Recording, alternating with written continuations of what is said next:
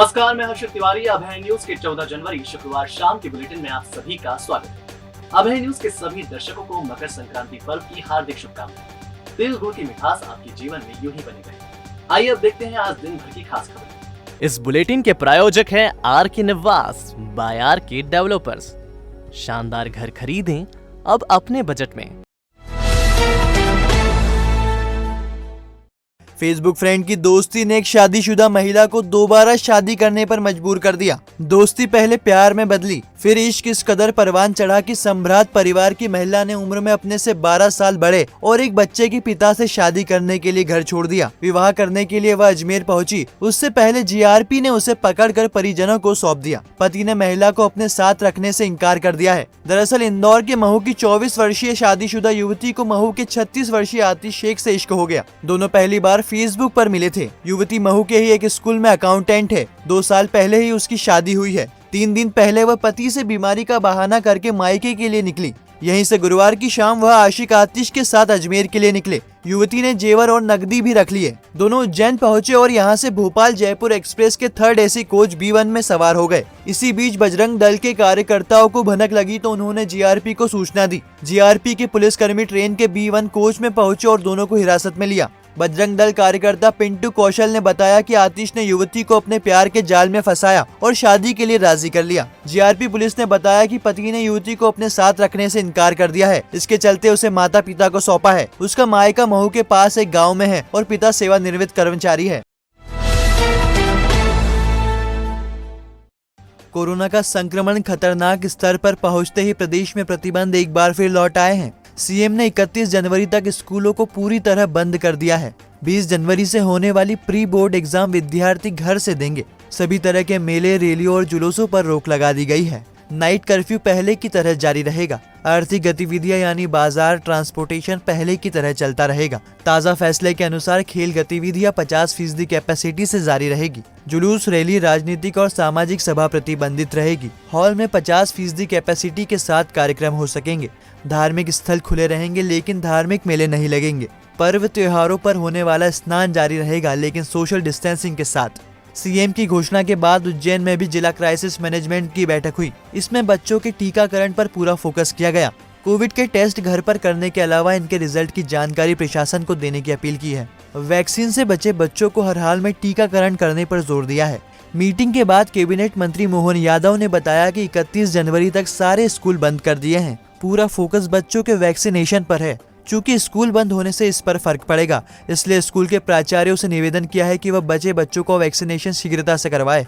इसी तरह बाकी सारे प्रतिबंध लागू रहेंगे। सिर्फ हॉल में 50% क्षमता के साथ कार्यक्रम किए जा सकेंगे। आज माननीय मुख्यमंत्री जी ने पंचायत, जिला स्तरीय और जनपद स्तरीय सभी सामूहिक रूप से पूरे प्रदेश की वीसी ली है और वीसी के माध्यम से कोविड के नए परिदृश्य में जिस ढंग से कोविड बढ़ रहा है उसकी आवश्यक कुछ दिशा निर्देश जारी किए हैं। हमें ये बात सत्य है कि जो अभी अचीवमेंट किया है, जिस तक कोविड का टीकाकरण और बाकी काम किया, उसमें कुछ और काम करना जिला स्तर पे भी बाकी में। 31 जनवरी तक अब स्कूल को रोका है कि जो प्रिंसिपल अपने अपने रिकॉर्ड चेक करके जो बच्चे घर पे भी हैं उनसे कांटेक्ट करें। अगर उनको टीका नहीं लगा है तो उनको टीका लगाएं, क्योंकि एक एक जान की कीमत है जो निश्चित हमारा आंकड़ा है। दूसरा, सभी प्रकार के मेले निरस्त किए हैं लेकिन हॉल के अंदर 50% क्षमता के साथ सभी प्रकार के आयोजन जिनको जरूरी है वो किए जा सकेंगे। मक्सी रोड स्थित विद्युत वितरण कंपनी के स्टोर रूम से करीब 26 लाख के मीटर चोरी होने का सनसनीखेज मामला सामने आया है। पुलिस ने चोरी की घटना को संदिग्ध मानते हुए जांच शुरू कर दी है। मक्सी रोड 0 पॉइंट के पास विद्युत वितरण कंपनी के स्टोर विभाग से करीब 717 मीटर चोरी होने की शिकायत माधवनगर थाने में दर्ज कराई गई है। इनकी कीमत करीब 26 लाख रुपए बताई जा रही है। स्टोर विभाग के खिड़की की ग्रिल तोड़कर चोरी करना बताया गया है, लेकिन पुलिस पूरी घटना को संदिग्ध मान रही है क्योंकि घटना के वक्त स्टोर रूम पर कोई भी चौकीदार नहीं था। दूसरी शंका इसलिए भी है कि चोरी गए मीटरों का बाजार में उपयोग किसी भी तरह से संभव नहीं है। पुलिस के मुताबिक चोरी गई किसी भी चीज की यदि बाजार में बिकवाली संभव नहीं है तो चोर उसे चोरी ही नहीं करते। इसके अलावा एक साथ इतनी बड़ी संख्या में मीटर चोरी होने के बाद उसकी बाजार में खपत भी संभव नहीं है। माधवनगर थाना प्रभारी मनीष लोधा के अनुसार शिकायती आवेदन में दिए गए घटनाक्रम में भी कई तरह का विरोधाभास है। इसकी जांच की जा रही है। हो सकता है कि मीटर एक एक करके गायब हुए हो या ऑडिट या गिनती के बाद विभागीय जांच से बचने के लिए चोरी का षड्यंत्र रचा हो। इन्हीं शंकाओं के चलते मामले की जांच की जा रही है। आसमान में इठलाती सतरंगी पतंगे, हवा का जोर और छतों से गूंजता कांटा है का शोर, यह सिलसिला शुक्रवार सुबह से शुरू हुआ और शाम ढलने तक चलता रहा। पतंगे जमीन से लेकर आसमां तक तैरती रहीं। एक दूसरे की पतंग को काटने, पेच लड़ाने की होड़ मची रही। एक कटी नहीं कि दूसरी को छुड़ैया दे दी जाती। मौका था मकर संक्रांति के पावन पर्व का। इस पर्व पर बच्चों के साथ युवाओं, बुजुर्ग और महिलाओं ने भी हाथ आजमाए। महिलाओं ने भी जल्दी घर का काम निपटाया और छतों पर पहुंच गई।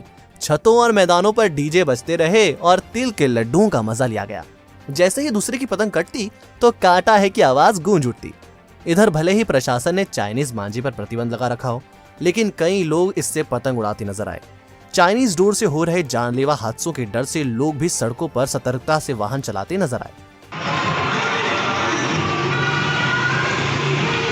मकर संक्रांति पर्व पर कोरोना का भी साया रहा। संक्रमण की रफ्तार बढ़ने के चलते बतौर एहतियात प्रशासन और पुलिस ने रामघाट सहित अन्य घाटों पर सामूहिक स्नान प्रतिबंधित कर दिया।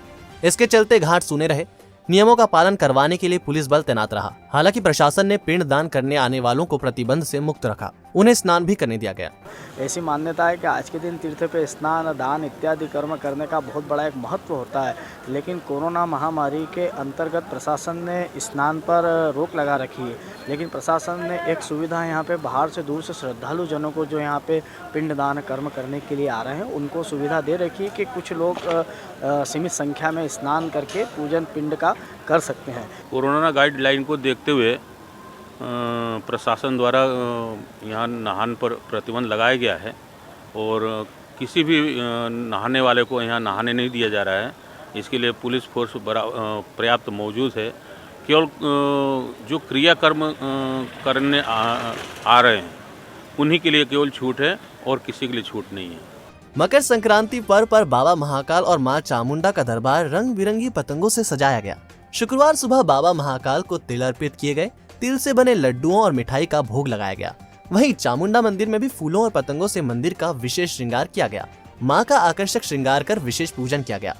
पंडित शरद चौबे ने बताया कि हर पर्व पर मां का अलग अलग रूपों से श्रृंगार किया जाता है। चूँकि आज पतंग उड़ाने की परंपरा है, इसलिए पतंगों से मंदिर को सजाया गया। पतंग तो जो है मकर संक्रांति पे लोगों की परंपरा है और बच्चे लोग पतंग उड़ाते, तो पतंग से मंदिर को सजा दिया। बच्चे भी खुश हो गए, दर्शनार्थी भी खुश हो गए और अच्छा लगा उनको। और हर बार त्योहार पे मंदिर को सजाते हैं, अनेक प्रकार से सजाते हैं, अलग अलग सजावट करते हैं, उस बार त्योहार का महत्व रखते हैं। शनिवार को भी मकर संक्रांति पर्व मनाया जाएगा। शनि प्रदोष के सहयोग के साथ इस दिन दान पुण्य का विशेष महत्व है। मान्यता के अनुसार सूर्य की संक्रांति का समय विशेष प्रभाव डालता है। यदि मध्याह्न उपरांत सूर्य की संक्रांति होती है तो ऐसी स्थिति में संक्रांति का पुण्य पर्व काल अगले दिन मनाना चाहिए। इस बार 14 जनवरी को दोपहर 2:32 पर सूर्य का मकर राशि में प्रवेश हुआ, जिसका पुण्य पर्व काल 15 जनवरी को मनाया जाएगा। इधर शहर के मलयालम परिवारों में पोंगल का त्योहार धूमधाम से मनाया गया। घरों को आम के पत्तों से सजाया गया, फूलों से रंगोली बनाई गई, दीप जलाए गए, नए वस्त्र पहने और एक दूसरे के घरों में मिठाई भेजी गई। दरअसल पोंगल दक्षिण भारत का प्रमुख त्योहार है। केरल, कर्नाटक, तमिलनाडु, आंध्र प्रदेश में इसे पोंगल कहा जाता है। दक्षिण भारत में धान की फसल कटने के बाद लोग खुशी मनाते हैं, भगवान को फसल अर्पित करते हैं। नई फसल अच्छी होने पर भगवान को धन्यवाद देते हैं। मौत की डोर ने एक बार फिर खून बहा दिया।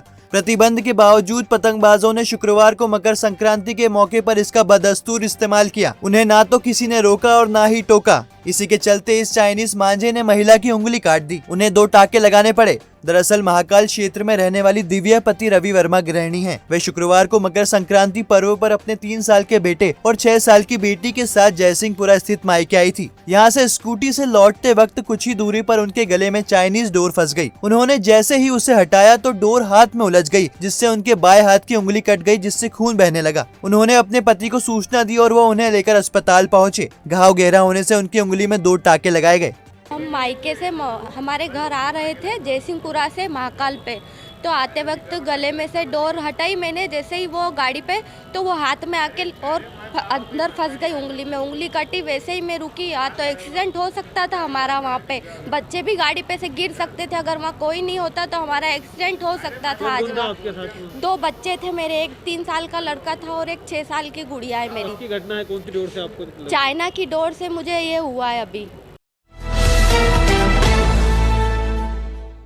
मकर संक्रांति पर पतंग उड़ाने को लेकर विवाद हो गया, जिसमें गाली गलौज के साथ जमकर लात घूसे चले, जिसमें एक युवक घायल हो गया। उसे जिला अस्पताल में भर्ती करवाया गया है। जानकारी के मुताबिक जूना सोमवारिया की गली नंबर 1 में रहने वाले फारूक पिता अब्दुल शकूर उम्र 26 साल पतंग उड़ा रहा था। शाम करीब 4:30 बजे उसके पड़ोसी शेरिया और अजरिया ने उड़ाने के लिए उससे पतंग मांगी, लेकिन फारूक ने मना कर दिया। इस पर दोनों भाइयों ने उसे डंडों और लकड़ी के पट्टियों से जमकर पीटा, जिससे सिर में गंभीर चोट आई। उसे जिला अस्पताल में भर्ती किया गया, जहाँ उसके सिर में 4 टाके आए हैं। फारूक ने बताया कि मारपीट करने वाले दोनों आरोपी नशे में भी थे। जीवाजीगंज पुलिस ने प्रकरण दर्ज किया है। पतंग के पीछे हुई पतंग लेना आया तो मैं पतंग के लिए नट गया, तो उनने हाथापाई करी, ईंट भी मारी मुझे और चाकू भी निकाला था उनने मारने के लिए। कौन था मारने में? कौन था? शेरिया और अजरिया 2 ही भाई थे। मेरे पास में पतंग रखी हुई थी और मैं पास वाली छत पे उड़ा दिया था पतंग, और वो पास वाली छत पे था छोटा वाला भाई उसका अजरिया। उनने पतंग मांगी, मैं नट गया पतंग देने से, तो हमें छत पे आ गया इधर पास में, वो लेके चले गया। मैंने उसको गालियाँ बकी तो उनने मुझे मारा, ईंट मारी 2-3, और फिर उनने चाकू भी निकाला। फिर हमारे साथ में 2-1 जने थे दोस्त हम, तो उनने छुड़वाया। तो फिर उस पीछे वाला भाई उधर से आ गया, उनने वो पीछे से पाइप या कलम क्या था उसके हाथ में, उनने पीछे से मेरे सर पे मारी। और फिर उधर छोटा वाला भाई था, वो भी दीवार कूद के आ गया। 2 भैया ने मेरे को लकड़ी का लपटे ने उससे मारा, 2 भैया ने। प्रतिबंधित चाइना डोर बेचने वाले एक और युवक को पुलिस ने धर दबोचा है। युवक चाइना डोर की चक्रिया बेचने आया था। सूचना मिलने पर पुलिस के हत्थे चढ़ गया। कोतवाली पुलिस ने आगर नाके के पास रहने वाले मुजफ्फर पिता मुनव्वर मेव को बहादुरगंज के पास मैली गली से पकड़ा है। उससे 105 चक्रे चाइना डोर जब्त की गई है। इसकी कीमत करीब 31,000 रुपए बताई जा रही है। महाकाल थाना पुलिस ने एक दिन पहले ही 36 चक्रियों के साथ युवक को पकड़ा था। बता दें कि चाइना डोर से आए दिन होते हादसे को देखते हुए कलेक्टर ने इसकी खरीदी बिक्री पर रोक लगा दी है। बावजूद इसका उपयोग बंद नहीं हो पा रहा है। पतंगबाज अवैध तौर पर चाइना डोर खरीदते हैं, जो आम जान और पशु पक्षियों के लिए जोखिम भरी होती है। पवासा के पंचकुआ में सड़क पर खड़े एक चौकीदार को शराब के नशे में धुत बाइक सवार ने टक्कर मार दी। चौकीदार को तत्काल अस्पताल ले जाया गया, लेकिन उनकी मौत हो गई। दरअसल 62 साल के पंचकुआ शंकरपुरा के निवासी राधेश्याम पिता छोगालाल परमार लहसुन गोदाम में चौकीदारी करते थे। वह घर के बाहर खड़े थे। इसी बीच शराब के नशे में धुत पवासा निवासी देवेंद्र पिता देवीलाल मालवी बाइक क्रमांक MP 13FS0879 गुजरा। 80 से ज्यादा की स्पीड में चल रहे देवेंद्र टक्कर मारकर राधेश्याम को अपने साथ घसीटता ले गया। बुरी तरह चोटिल राधेश्याम मौके पर ही दम तोड़ दिया। हादसे की सूचना देवेंद्र के पिता देवीलाल को लगी तो वह उसे लेकर थाने पहुंचे। देवेंद्र की हालत इतनी खराब थी कि उससे चलने की भी नहीं बन रही थी। फिलहाल पुलिस ने शव PM के लिए जिला अस्पताल भिजवाया है। आरोपी के खिलाफ मुकदमा दर्ज कर कार्रवाई की जा रही है।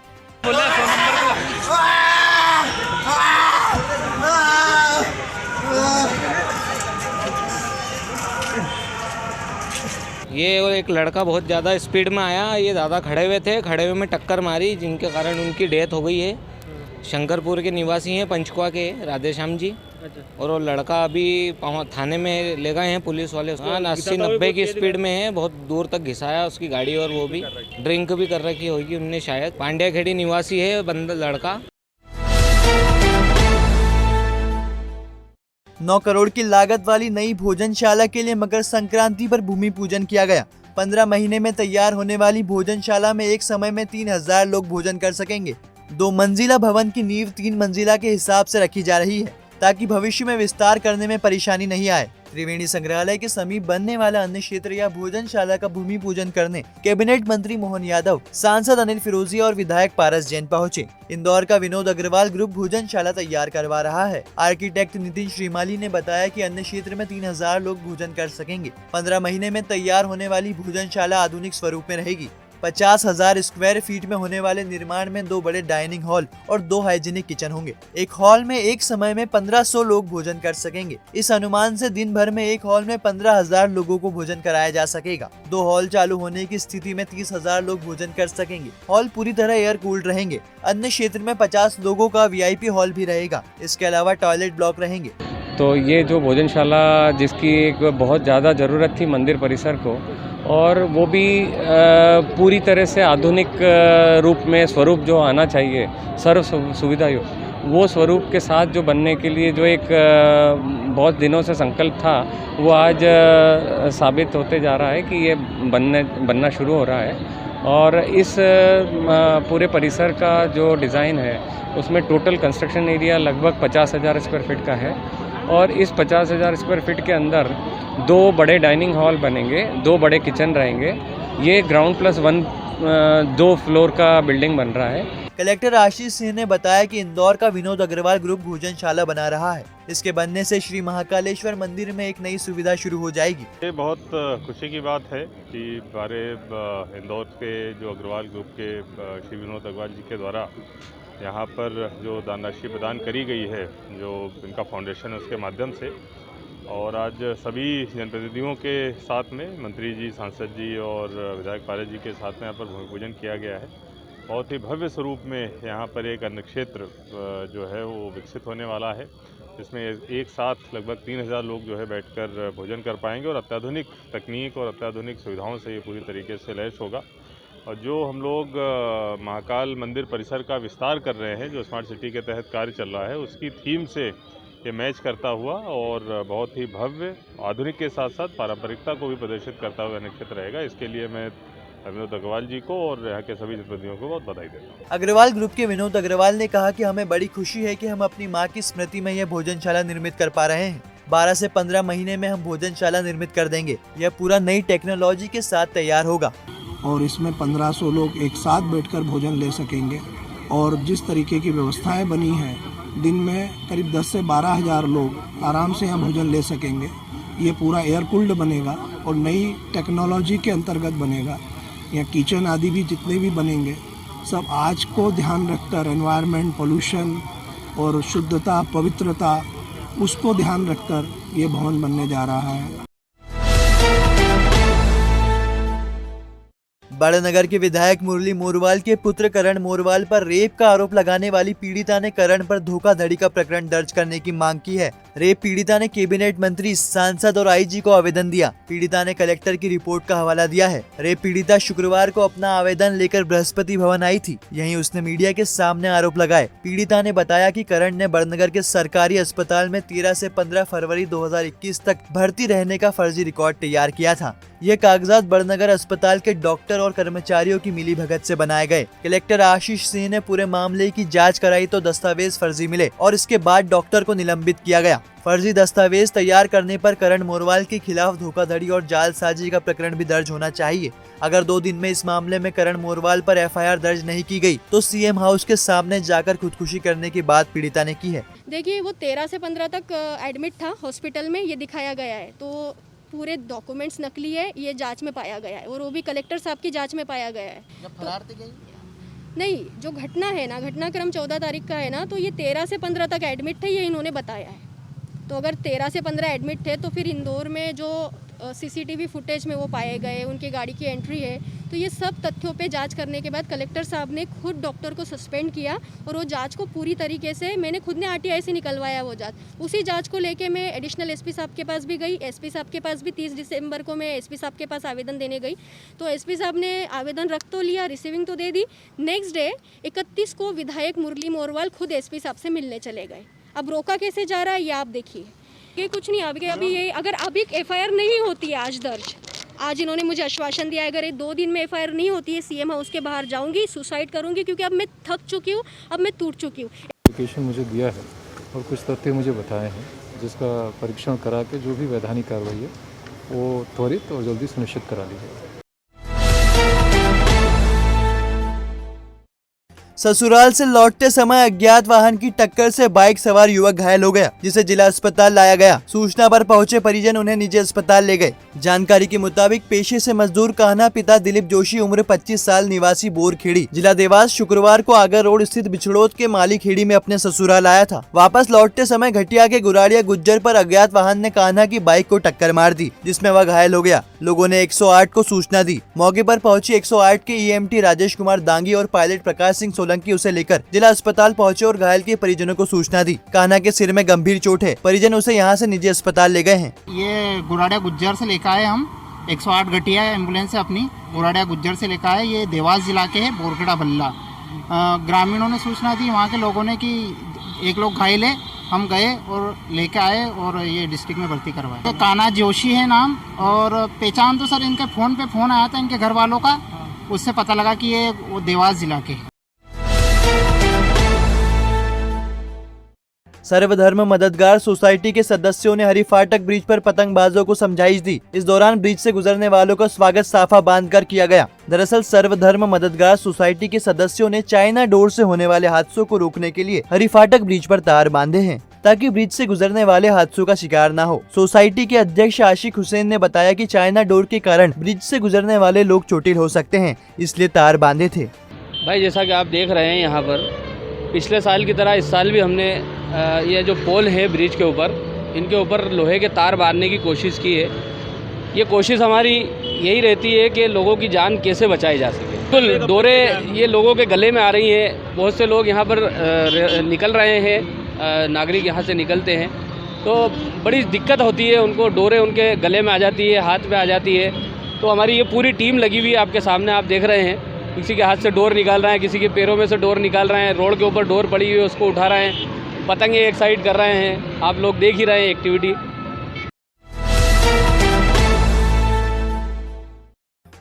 खाचरोद पुलिस ने सरकारी राशन चुराने वाले 4 सदस्यीय गिरोह के एक सदस्य को गिरफ्तार किया है।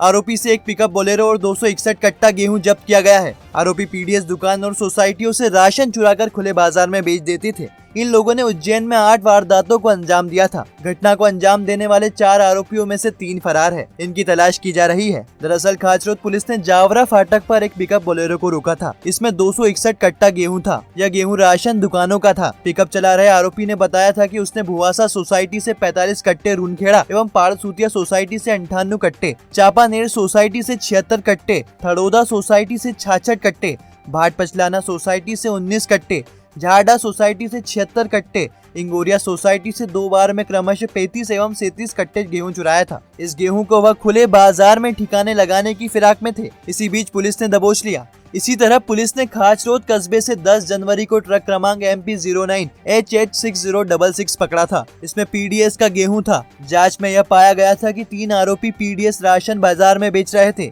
इनके खिलाफ भी पुलिस ने प्रकरण दर्ज किया है।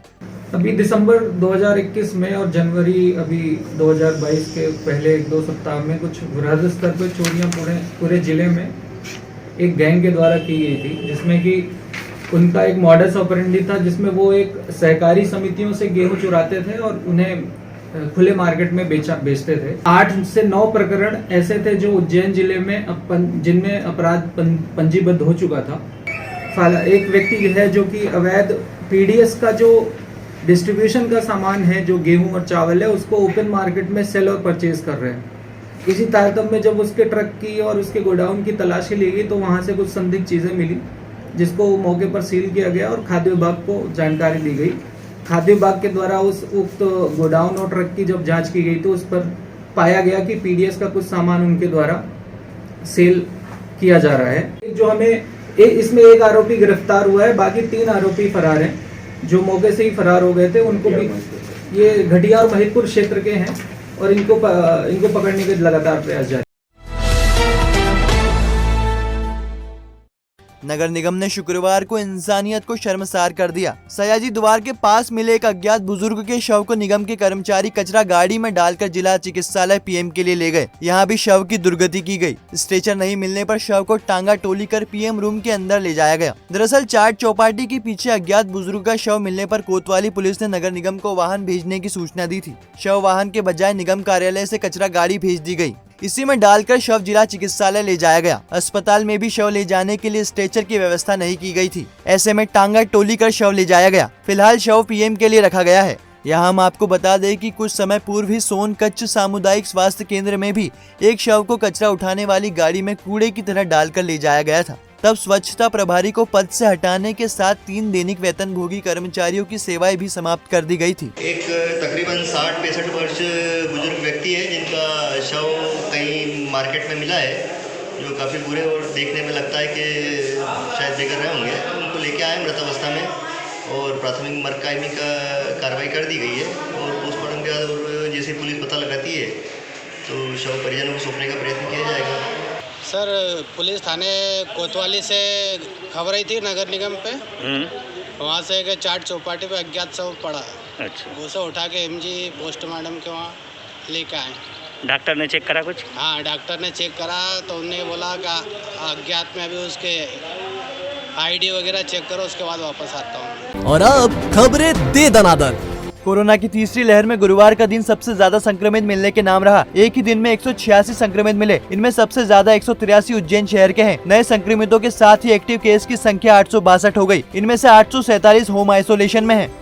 शहर में कोरोना का संक्रमण लगातार बढ़ रहा है। पॉजिटिविटी रेट बढ़कर 9.11 हो गया है। शहर में बढ़ते संक्रमण के साथ ही सख्ती भी शुरू हो गई है। 2 से लेकर 13 जनवरी के बीच प्रशासनिक टीम ने 3,68,000 रूपए का जुर्माना वसूला गया। उमंग उड़ान के तहत नानाखेड़ा छात्रावास के समीप स्थित कॉलोनी में कैबिनेट मंत्री मोहन यादव ने मकर संक्रांति पर कंगन बांटे। शास्त्रों में निहित में प्राचीन ज्ञान का व्यवहारिक प्रयोग की समझाइश कल्पवल्ली कार्यक्रम में महर्षि पाणिनि संस्कृत विश्वविद्यालय के कुलपति प्रोफेसर विजय मैन ने दी। प्राइवेट स्कूलों की मान्यता का कार्यक्रम जारी कर दिया गया है। स्कूल संचालक इसके लिए ऑनलाइन आवेदन कर सकते हैं। तो आपने देखा हमारा बुलेटिन। आपको हमारा बुलेटिन कैसा लगा, इसका फीडबैक कमेंट सेक्शन में जरूर दीजिएगा। फिर मिलेंगे नए बुलेटिन के साथ। नमस्कार।